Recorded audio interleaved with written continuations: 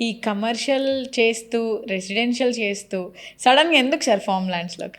Actual thing ఏంటంటే మనకు ఇప్పుడు మనం తినే ఫుడ్ అంతా పొల్యూటెడ్ ఫెర్టిలైజర్ వాడుతూ పెస్టిసైడ్ వాడుతూ అంటే హ్మ్. పొల్యూటెడ్ ఫుడ్ మనం తింటున్నాము. అవును. సో హైదరాబాద్ దగ్గరలో కేవలం 100-120 కిలోమీటర్ డిస్టెన్స్లో హ్మ్. ఒక మంచి gated community form lands farm house develop చేసి హ్మ్. సో అందులో ఉండే మంచి సారవంతమైన ఇప్పటివరకు ఎవరు కూడా ఆ సాయిల్స్ ఇంతవరకు ఎవరు కూడా అక్కడ పంటలు స్టార్ట్ చేయలేదు. హ్మ్. అండ్ ఎవరు కూడా ఇంకా రసాయనాలతో ఆ భూమిని కలుషితం చేయలేదు. సో అలాంటి ల్యాండ్స్ మనం టేకప్ చేసి ఇంచుమించు ఒక 10,000 ఎకరాల వరకు మేము ల్యాండ్స్ పూల్ చేసి ఓకే. సో దాంట్లో ఒక ఆర్గానిక్ మెథడ్లో హుహు. మంచి ముఖ్యంగా ఆయిల్ తీయడానికి ఉపయోగపడే సీడ్స్ అన్నమాట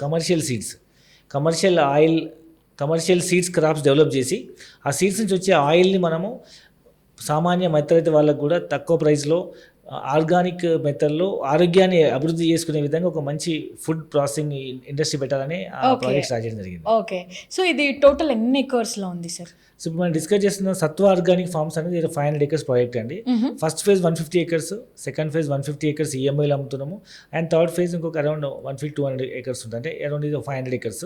okay. And Sattva organic farms 2 అనేది నిడిగుండలో ఉంటుంది. హ్మ్. ఇది అరౌండ్ 700 ఎకర్స్ అండి. హ్మ్. సో ఫస్ట్ ఫేజ్ 340 ఎకర్స్, దాని తర్వాత ఒక పెద్ద క్లబ్ హౌస్ ఉంటుంది, 5 ఎకర్స్ రిసార్ట్స్, ఆ తర్వాత 340 ఎకర్స్ ఈఎంఐలో ఇస్తున్నాం.